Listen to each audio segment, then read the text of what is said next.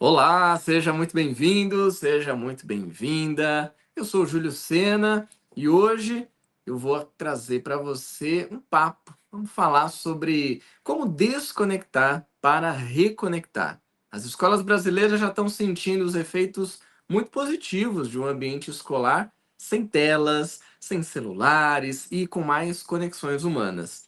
Então, se você quer saber quais são as melhores práticas, de onde vem todo esse movimento global e também conhecer alguns casos reais de escolas no Brasil que já estão colocando práticas bem criativas nos seus recreios para lidar com ambientes sem telas. Este é o seu lugar. Então, fica aqui comigo até o final. Vou trazer muita coisa interessante. Vou trazer dica prática, estratégia para lidar com a aplicação dessa lei de proibição dos celulares, estudos científicos e dados que vão te ajudar a entender melhor por que que foi instaurada essa lei não só no Brasil, mas no mundo todo, e também como que você pode compreender melhor os impactos positivos do uso desse ambiente tecnológico pelas crianças e adolescentes. Bom, eu vou aproveitar, antes da gente começar, para te fazer um convite, porque não só sobre este assunto, mas sobre vários outros assuntos, a gente fala muito lá no Instagram da Educa. Então, se você ainda não está no Instagram, eu vou te convidar a entrar aqui na descrição dessa transmissão para que você entre no nosso Instagram, siga e acompanhe vários conteúdos sobre educação socioemocional, educação parental e o letramento digital. Aliás, eu sou o Júlio, eu sou gerente de projetos de inovação na Educa e também autor das aulas de letramento digital. Por isso, vou trazer esse tema dos celulares, das conexões e das desconexões também no ambiente escolar, certo? Então, pega seu copinho d'água, sua garrafinha, seu caderno e sua caneta e bora começar o nosso papo de hoje. Para a gente iniciar, eu vou compartilhar minha tela e eu vou trazer algumas informações para você sobre, primeiro, de onde vem essa problemática do uso de celular nas escolas e como isso acabou tornando a escola um ambiente que não estava tão legal e agora a gente pode construir esse ambiente mais saudável. Tudo isso, ou boa parte disso, vem de uma reflexão muito interessante do Jonathan Haidt, que tem o livro, ele publicou em 2024, o livro A Geração Ansiosa, em que, entre outras coisas, um dos pontos principais que ele aborda no livro é que existem dois tipos de infância: a infância do brincar e a infância do celular. Uma delas está gerando ansiedade, depressão e está diminuindo o desempenho escolar de crianças e adolescentes pelo mundo. Preciso te perguntar qual que é? Acho que você já sabe, né? E a outra é aquela que provavelmente muitos de nós, muitos de vocês estão aqui acompanhando agora, vivenciaram, que é a infância de brincar na rua, do brincar analógico, de pega-pega, de pique-esconde, de bolinha de gude, soltar pipa, carrinho de rolimã, enfim. Vou até te convidar, deixa aqui no comentário qual era a brincadeira analógica da sua infância que você mais gostava, que você mais sente saudades. Vai deixando aqui nos comentários para ver quantas opções diferentes existem para uma infância do brincar.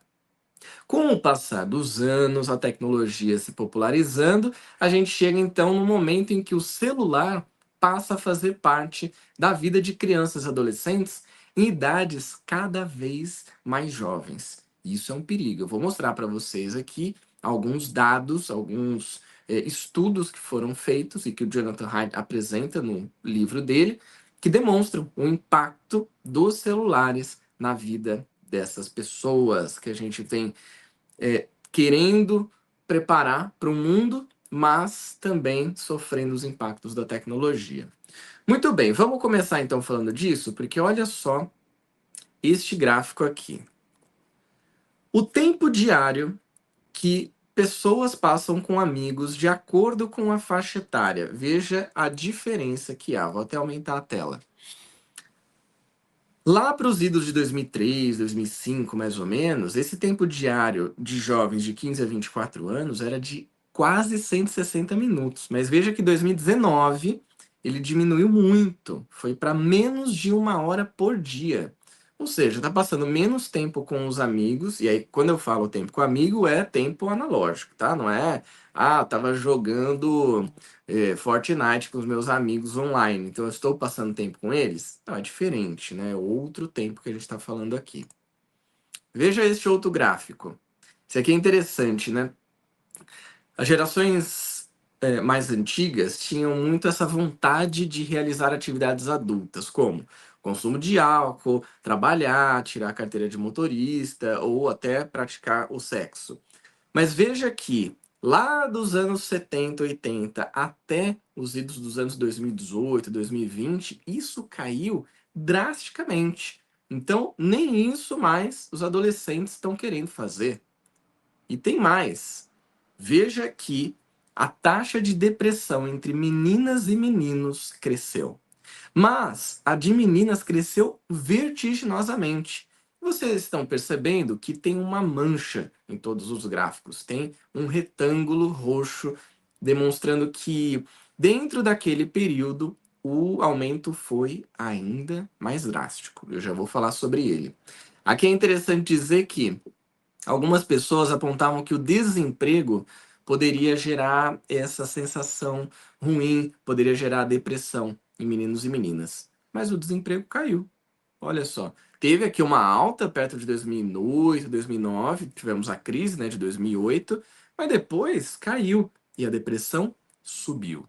Então, não há correlação entre os dois. Continuando. Prevalência de ansiedade por idade. Veja que também há um aumento da ansiedade por idade entre essas pessoas. Vou até mudar a tela para você conseguir ver melhor. Então, jovens de 18 a 25 anos tiveram um aumento de 139% de ansiedade. De 26 a 34 anos, 103%. É muita coisa. A mancha continua ali. Aí a gente vai para dados mais drásticos. Entradas no pronto-socorro por automutilação. As meninas aumentaram em 188%. É muita coisa, gente. É muita coisa de aumento em caso de automutilação. E os meninos também aumentaram, 48%. Mas veja que eu falei que a depressão foi maior em meninas e agora a automutilação também. Vamos falar sobre o que está causando isso. Seguindo, para meninos e meninas, já desses idos dos anos 2020, a vida parece não ter sentido. Veja só.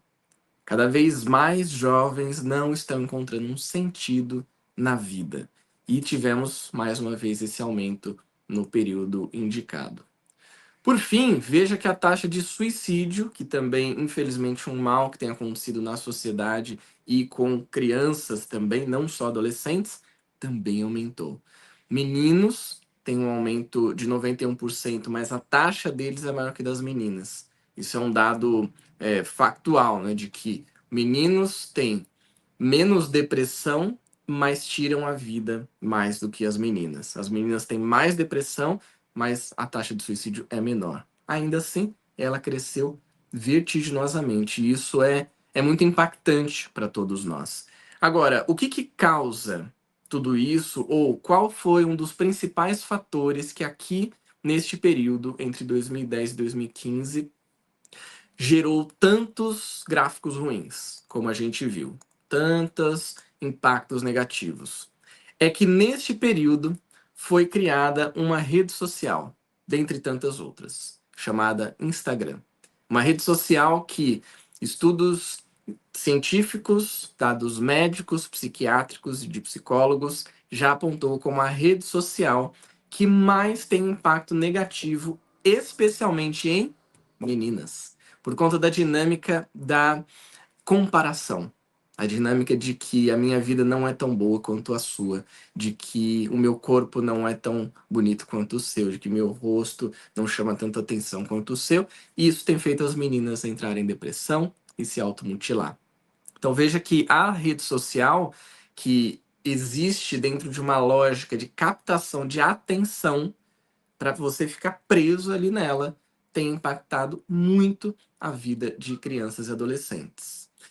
E aí, claro, né, que esses dados eles são muito impactantes, impactam a gente em vários níveis. Se você quiser receber mais conteúdos que ajudem a lidar com cada uma dessas características que eu trouxe aqui, a depressão, a ansiedade, enfim, tudo que impacta a vida de adolescentes, aqui na descrição também tem o link para você entrar na comunidade da Educa. É uma comunidade do WhatsApp em que a gente discute vários desses temas, e aí são conteúdos bem curtinhos, vídeos, artigos que vão te ajudar a lidar com esse mundo que é imprevisível. Tá certo? Muito bem, então vamos seguir aqui. O que acontece? Esse é o impacto de uma infância que está sendo baseada no celular. As crianças sofrem privação social, porque elas ficam presas na tela e não interagem com outras crianças. Inclusive, isso faz com que elas não desenvolvam uma inteligência social. A gente tem visto várias crianças e adolescentes que na pandemia tiveram, claro, né, que ficar afastadas, isoladas, e elas perderam alguns anos de desenvolvimento social. Elas têm mais dificuldade de interações em grupo. Pensa que isso daqui a alguns anos vai ser um fator preponderante na hora de arrumar um emprego, por exemplo. A criança, né, que vai se tornar um jovem adulto, vai ter dificuldade numa entrevista de emprego. A gente já tem visto um pouco disso com a geração Z. Além disso, o impacto é privação do sono, uma das coisas mais importantes para o desenvolvimento cerebral de uma criança, que é o sono, que é onde o cérebro vai fazendo as suas conexões, suas limpezas neurais. Tem privação de sono, porque fica muito ligado, pilhado na tela. Vício, a gente já tem visto aí muitas crianças sofrendo até crises de abstinência, porque tem o vício no celular, na tela, no jogo, na conversa com um amigo e tudo mais. Então, o vício também começa a aparecer. Tem um nome já para ele, que é a nomofobia, o vício em tecnologia. E também a atenção fragmentada. Então, você vê crianças e adolescentes com mais dificuldade de prestar atenção em você, numa conversa, numa explicação dentro da sala de aula, enfim, num jogo, numa atividade, em tudo que essa criança vai se propor a fazer, a atenção dela fica muito fragmentada, ela fica indo para todos os lugares, troca de interesse muito rápido. Então, esse é o impacto da infância baseada no celular. Tem mais, viu? Porque veja, quanto menor é a idade de obtenção do smartphone, veja este dado alarmante. Pior é a saúde mental que o jovem relata hoje. Então, uma infância que teve muito celular, hoje tem uma saúde mental pior. A ideação suicida é maior. E a agressão com os outros também é maior. Então, esse é um estudo, né, do Sapiens Labs de 2023, super recente, trazendo para a gente mais alguns impactos. E tudo isso por quê? Porque é assim que funciona uma rede social. Veja que eu falei lá da grande reconfiguração, aquele período que o Jonathan Haidt aponta como a criação do Instagram e outras redes sociais, mas em específico o Instagram, ele fala da reconfiguração da infância e que o impacto é principalmente por conta de rede social, porque é assim que ela funciona. A rede social, ela é feita para te oferecer novidades. Então você vê que tem aqui a novidade. Quando você recebe uma novidade na sua vida, e você mesmo está aqui me assistindo agora, você tem uma recompensa. No seu cérebro vem um neurotransmissor que ele dá uma sensaçãozinha gostosa, de um prazerzinho, assim, um negócio de, ai, que gostosinho. E aí dessa recompensa você sente uma emoção. Às vezes essa emoção pode ser muito positiva, você pode dar risadas, pode ficar feliz, você pode se sentir triste também, ou ficar com medo, ou ter curiosidade, você tem um mix de emoções.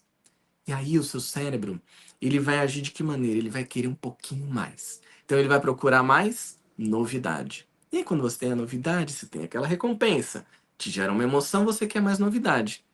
É por isso que o feed das redes sociais é infinito. Porque a hora que você entra numa rede social e começa a passar, ele te dá novidade, você recebe uma recompensa e gera uma emoção. E aí você vai pro próximo. E aí você entra num loop automático que você não sai dali. Às vezes você entra ali numa rede social, num feed, quando você vai ver, passaram 2 horas, 3 horas. É muito comum para quem usa transporte público, você vê muitas pessoas no celular. Algumas, claro, podem estar trabalhando, mandando mensagem para alguém, enfim, cada um vai ter ali a sua justificativa para ficar no celular. mas muitas estão na rede social, só passando o tempo e gastando a sua energia, muitas vezes à toa. Então, pensa que isso, eu estou falando com adultos aqui, pensa isso no cérebro de um adolescente que está fervilhando. Pensa isso na mão de uma criança que assim está buscando novidade no mundo. Ela tinha que estar buscando novidade no meio do mato, na terra, brincando na rua, com os amigos, com a família também, na escola, conhecendo o mundo de outras maneiras. E ela está conhecendo através de uma tela fria. Antigamente, as crianças levavam o que a gente pode chamar de tesouros para a escola. Então tinha ali o Game Boy, por mais que fosse um joguinho, ele tinha os amigos em volta, que jogavam junto. O álbum de figurinhas, em época de Copa do Mundo, era uma loucura. Se você já levou um desses itens para a escola, deixa aqui no comentário também. O que que você levava? Eu levava Game Boy, na época que eu tinha, mas por a maior parte do tempo era álbum de figurinha. Amava álbum de figurinha, a gente batia a figurinha no chão, né, para ganhar. Coleção de papel de carta, que era mais comum com meninas, mas alguns meninos também tinham ali uma coleção. Eu tenho papéis diferentes, eu vou guardando. O Tamagotchi, né? Então, o bichinho virtual. Deixa aqui nos comentários que a gente vai querer saber o que que você levava. Tudo isso era um passatempo, isso gerava conversa, isso gerava movimento nos intervalos, no recreio. A questão hoje em dia, o grande problema não é a tecnologia, porque a tecnologia ela é importante e ela é necessária para que as futuras gerações vão para o mercado de trabalho. Daqui a pouco eu vou citar um pouco mais disso, mas inteligência artificial, automação de uma série de serviços e processos precisa conhecer tecnologia. Mas a rede social, ela tem a mecânica da distração. Ela prende a atenção, ela capta, ela sequestra a nossa atenção, e aí você não tem mais essa vida viva. Você tem uma vida apenas digital. E olha só isso que interessante. Aqui no Brasil, a gente já tem agora, início de 2025, foi implantada a lei a nível federal, de que as escolas proibiriam o uso do celular. Já vou trazer aqui, inclusive, alguns exemplos muito legais disso. Mas veja que vários estudos já estavam apontando isso no mundo. Essa é uma tendência global. A gente tem estudos de 2015, a gente tem notícias de 2022, 2023 e as mais recentes. O que a maior parte delas nos traz é que o resultado de desempenho acadêmico tem melhorado e que as interações sociais, principalmente no horário de intervalo, nos recreios, também têm voltado a acontecer. E isso abre espaço para esse jovem se desenvolver de inúmeras maneiras. É uma tendência global. Vários países já estão adotando. Se não me falha a memória, um em cada 3 países no mundo já tem alguma lei de restrição de celulares nas escolas. Alguns países, isso é feito por estados, né? Como, por exemplo, os Estados Unidos, tem alguns estados que têm leis diferentes.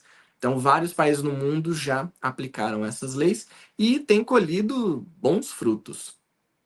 Eu vou trazer aqui um dado de curiosidade para você, mas para você também ter aí anotadinho. Olha só o que, que a Sociedade Brasileira de Pediatria recomenda para tempo de uso de tela. E veja se nós não estamos vivendo num período da nossa sociedade em que talvez isso não esteja sendo seguido à risca. Mas é uma sugestão. Crianças de 0 a 2 anos são bebês, né? Evita a exposição, não tem necessidade desse hiperestímulo para o bebê. Crianças de 2 a 5 anos aí já podem começar a usar no máximo 1 hora por dia, sempre com supervisão. Gente, sempre com supervisão. Tem que ter. Porque, enfim, a internet tem aí tantos perigos que a gente conhece e que essas crianças vão ficar vulneráveis. Crianças de 6 a 10 anos podem usar de 1 a 2 horas por dia, ainda assim com supervisão. E jovens, né, pré-adolescentes e adolescentes de 11 a 18 anos, limita o tempo de tela e videogame de 2 a 3 horas por dia. E aí eles podem usar as outras horas para inúmeras atividades. Eu vou mostrar daqui a pouco aqui o que as escolas estão fazendo e outras sugestões que a gente pode trazer nesse momento de adequação à lei. Aqui, mesmo de 11 a 18 anos, é interessante que tenha um acompanhamento. Vai ficando um pouco mais difícil, porque adolescente, né? Todo mundo aqui já foi adolescente, tem aquela fase que a gente tá meio rebelde, que a gente não quer, é chato, é cringe, enfim, uma série de coisas, ter a supervisão de pai, mãe responsável. Mas é importante, na medida do possível, que você se aproxime desse adolescente para saber por onde que está indo, porque a internet tem tanta coisa esquisita que você conseguir acompanhar pode ser algo bem positivo, não só para você, mas para o adolescente também. Então aqui alguns dados, né, sobre o uso de tela. Lembrando que a gente não está falando só de celular, tá? Quando a gente fala que essas dicas, tudo isso tem a ver também com dispositivos inúmeros. Relógios, óculos de realidade virtual, até anéis agora, né? Tem esses anéis que medem o sono e tudo mais. Tudo isso é tecnologia, tudo isso, de alguma forma, dependendo do dispositivo, pode gerar alguma distração. Bom, eu trouxe aqui algumas práticas, né? Eu prometi, eu vou entregar o que eu prometi. Algumas práticas para você lidar com situações em relação aos celulares, principalmente agora, colocando a lei em vigor. Em alguns lugares que houveram resistência dos alunos a entregas de dispositivos, as escolas já têm implantado campanhas educativas. Isso aqui é muito legal, porque você não simplesmente impõe uma lei. Você propõe e você mostra os benefícios, você educa para que as pessoas saibam o porquê daquilo ser aplicado. E também, e eu vou mostrar em breve os exemplos, as escolas têm criado zonas livres de tecnologia, com jogos, com atividades que esses jovens podem usar durante os intervalos. Bom, outro ponto aqui que as escolas trazem é a dificuldade para armazenar os dispositivos.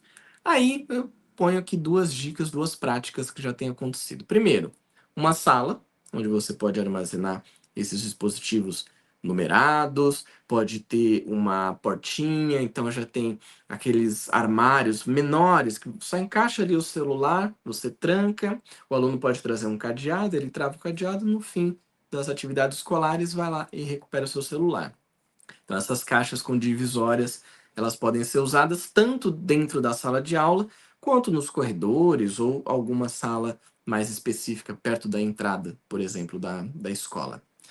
Bom, algumas famílias têm se preocupado muito em falar com os alunos em situação de emergência. Claro, é super válida essa preocupação, mas assim, seu filho está na escola, né? E se acontecer alguma emergência, a escola vai estar ciente, claro. Ainda assim, uma dica para você que é líder escolar é aprimorar o canal de comunicação. Fortalece esse vínculo com a família, entre a família e a escola. Mostra para a família que qualquer coisa que acontecer, a comunicação vai ser imediata.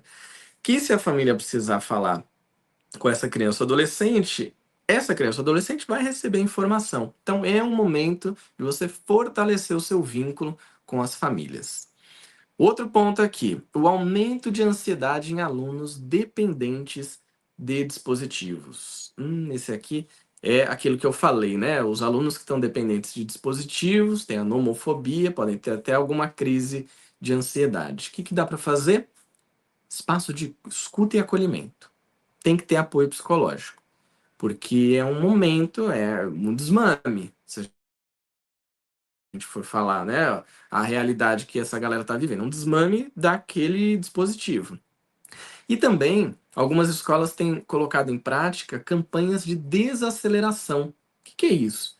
É você fazer uma meditação, uma respiração consciente, uma atividade que diminua o estresse. Então, tudo isso tem ajudado também alunos a diminuir a ansiedade e essa dependência de dispositivo. Que mais? Gente, conflito, né? Porque escola a gente sabe, infelizmente, onde tem seres humanos e crianças e jovens em conflito, faz parte da vida. Mas esse conflito às vezes acontece com os colaboradores, funcionários da escola. O que dá para a gente oferecer? Primeiro é treinamento de mediação de conflitos. Isso aqui é super importante para a equipe da escola, mas é uma oportunidade tão rica, de você aplicar os conceitos socioemocionais, tudo isso que a Educa vem entregar para você como conteúdo, que é a empatia, o respeito, a humildade, o senso de colaboração, o senso de pertencimento àquele espaço, de você coparticipar do ambiente mais harmônico da escola. Então, tudo isso você consegue aproveitar esses conflitos para exercitar. E por fim, há uma resistência. Algumas escolas privadas tiveram essa resistência de adotar política por conta de pressão dos pais, em alguns casos. Aí, mais uma vez, fortalecer vínculo. Cria um comitê de pais e mães e responsáveis para envolver eles em como vai ser implementado isso na escola ou como já está sendo. E o que já tem vindo como um feedback, como propostas de melhoria, de mudanças, e vocês constroem isso juntos. Também dá para organizar workshop e palestra com especialistas em desenvolvimento infantil, em educação digital, para que os pais, mães responsáveis saibam por que essa política está em vigor, por que essa lei é tão importante e quantos benefícios os filhos e filhas deles vão receber a partir dessa lei. Então, aqui algumas dicas.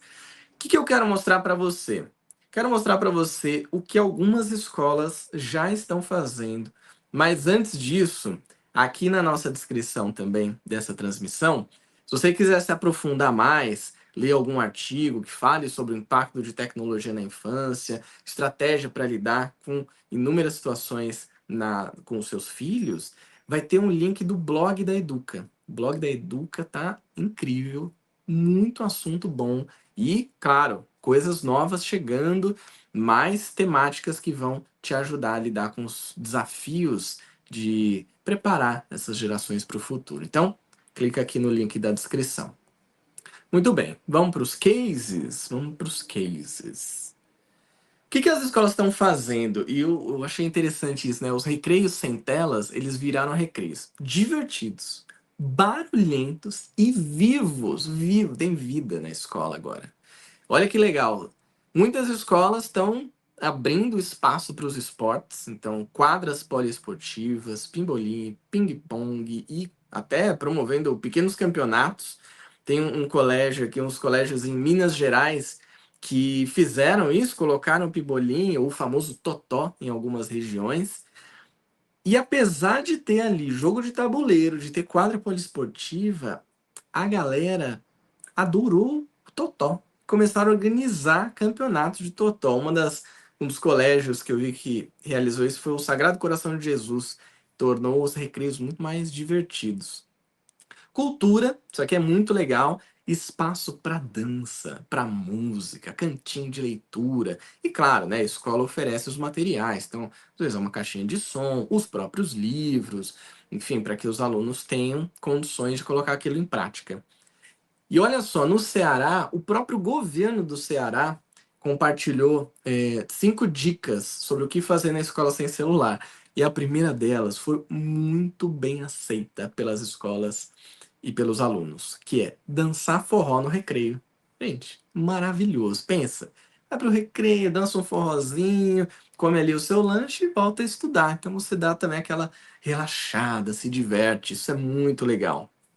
Além disso, também eles dão dicas de conversar, de praticar esporte, brincar e estudar, mas eu acho que o forró foi o que fez mais sucesso mesmo. Conversas. Então, a gente tem visto também um aumento das interações sociais e do bate-papo entre alunos. Inclusive, e aqui é muito interessante, uma escola estadual de Santos, em São Paulo, que é a Olga Cury, já tinha ali os espaços de mesa de ping-pong, pimbolim, espaço de leitura, tabuleiro e tudo mais. Então, teve uma adaptação até que um pouco melhor. Mas o mais interessante é que mesmo os alunos tímidos que ficavam quietinhos, que não interagiam em grupo nos intervalos, agora já estão participando das atividades. Estão falando com os seus colegas. Isso é ótimo, você traz a inclusão de mais alunos para o ambiente escolar. E por fim, jogos. Eu amo essa parte. Jogos de tabuleiro. Felizmente, na minha época, a gente não chegava a levar jogos, né? De tabuleiro, não. Levava alguns outros, fazia algumas brincadeiras. Mas várias escolas estão disponibilizando jogo de tabuleiro, jogo de carta. Aqui, né? O Uno, o famoso Uno. É um perrengue também, mas é muito divertido.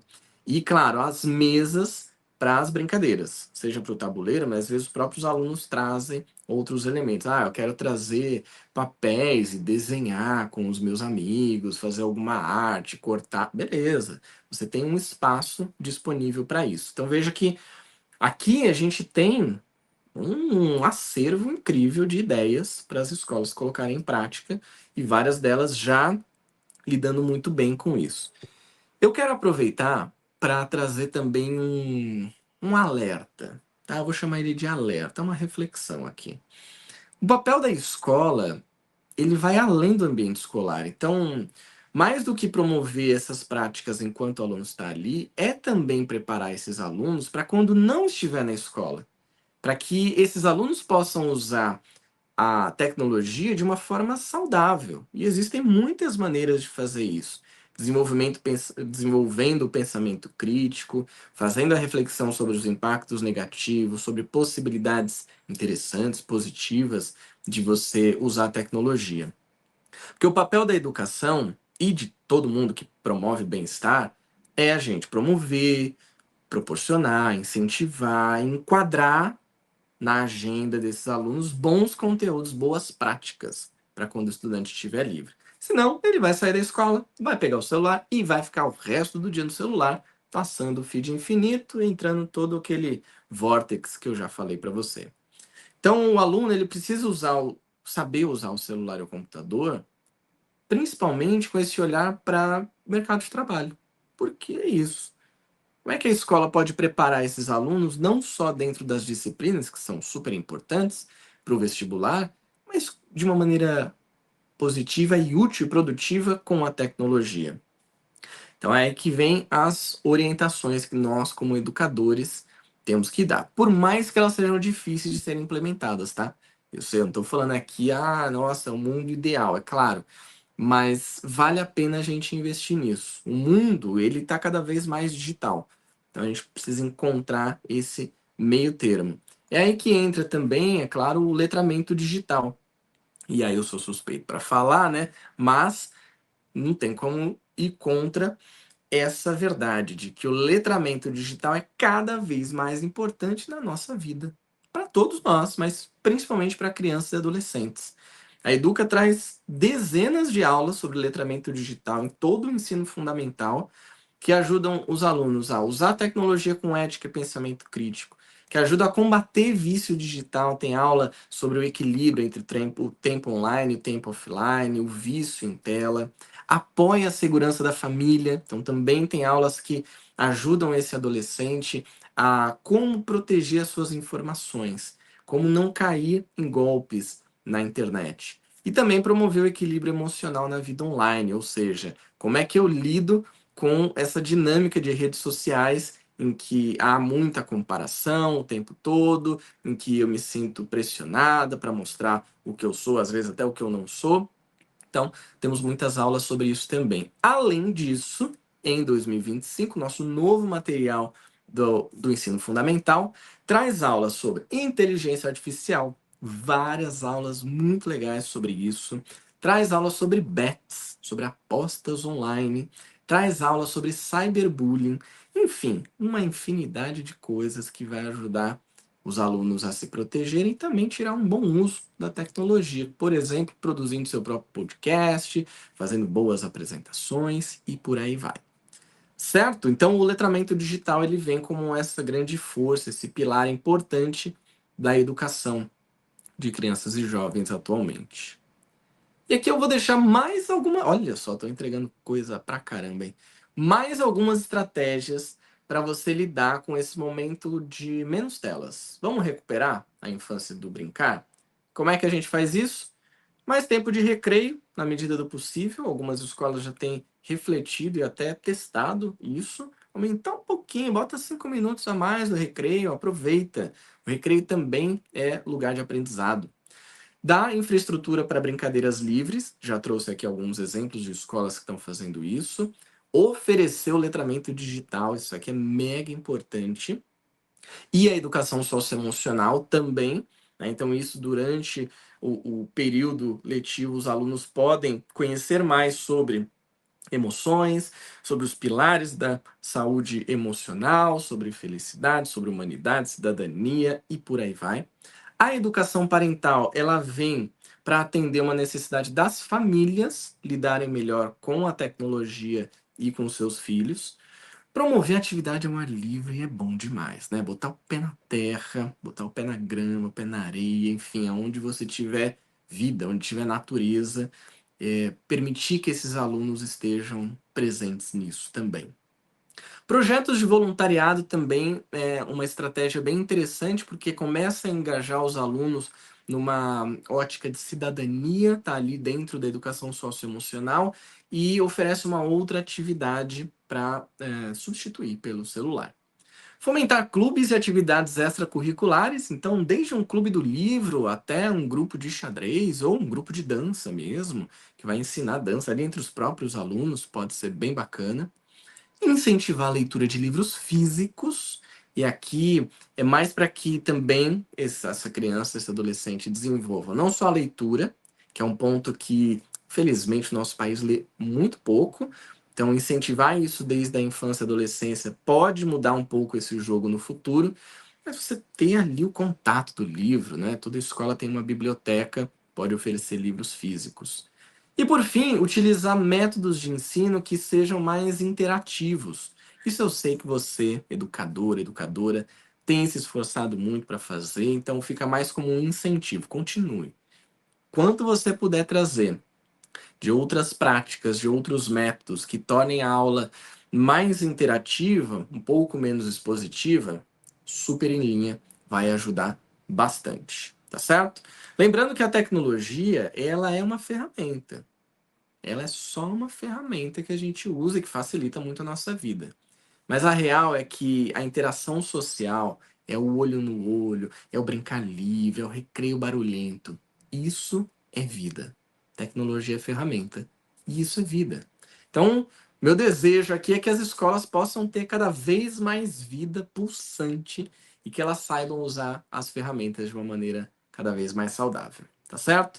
Se você quiser nos acompanhar, deixo aqui o nosso QR Code da Educa nas redes sociais e também do nosso CEO, Jaime Ribeiro, que traz toda semana, quase todo dia, ele traz dicas sensacionais sobre educação socioemocional, educação parental, letramento digital. Então, siga lá, Educa nas redes sociais, o Jaime Ribeiro também. E se você quiser saber como lidar com esse mundo imprevisível que a gente vive, eu te convido a conhecer o EducaPlay. O EducaPlay, você vai ver aqui o link na descrição para você ter acesso ao EducaPlay, que tem centenas de pílulas, tem muitos cursos de educação parental que vão te ajudar nos desafios da parentalidade na era digital. Tá certo, meu povo? Hoje teve bastante coisa aqui pra gente, né? Então, deixo aqui mais uma vez o meu carinho, meu agradecimento ao seu tempo, à sua atenção. Estamos sempre à disposição para te ajudar a lidar com esses grandes desafios que vêm por aí. Grande abraço e até a próxima. Tchau!